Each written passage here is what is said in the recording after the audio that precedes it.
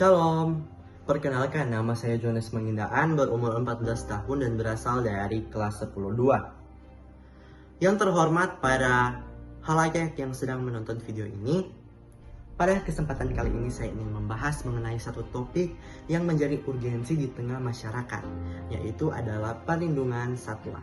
Satwa adalah bagian penting dalam masyarakat. Satwa bukan hanya menjadi bagian dari keindahan alam di ekosistem yang mereka tinggali, namun juga berperan penting dalam menjaga keseimbangan ekosistem.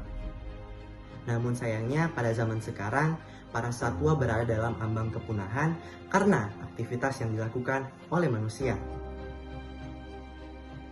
Pertama-tama kita harus mengetahui bahwa para makhluk hidup yang ada di muka bumi memiliki bagian dan peran mereka masing-masing.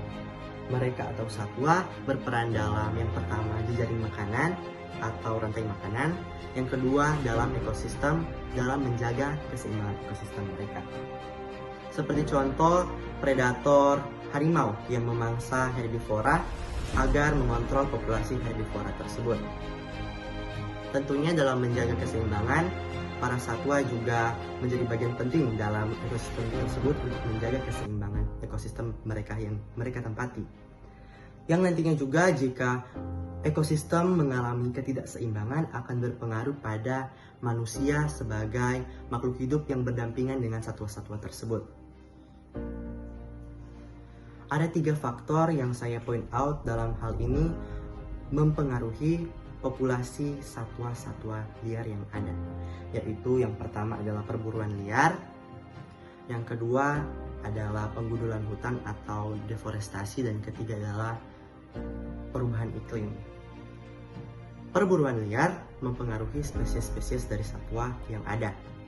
Penggundulan hutan atau deforestasi nantinya juga mempengaruhi ekosistem dan berakhir berdampak pada satwa-satwa yang ada. Dan yang ketiga adalah perubahan iklim yang bersifat massal. Dalam hal ini, jika satu ekosistem berada dalam ketidakseimbangan, nantinya juga ekosistem lain berada dalam ketidakseimbangan karena perubahan iklim bersifat massal. Hal-hal yang kita bisa lakukan sebagai masyarakat dan juga mahasiswa atau pelajar dalam membantu mengatasi permasalahan ini adalah yang pertama, tidak menggunakan produk atau hal yang berhubungan dengan perburuan liar. Yang kedua adalah membantu dalam konservasi seperti penanaman pohon dan juga edukasi mengenai perlindungan satwa liar. Sebagai seorang pelajar, kita semua adalah orang-orang yang masih belajar tentunya. Tentunya jika ingin melakukan dampak atau ingin berdampak pada masyarakat dalam hal seperti yang saya katakan sebelumnya, memerlukan waktu yang lama tentunya dan energi yang banyak. Namun, marilah kita anggap ini tanggung jawab kita dan bersama-sama kita lakukan agar supaya bisa berdampak pada bumi dan berdampak pada generasi yang mendatang.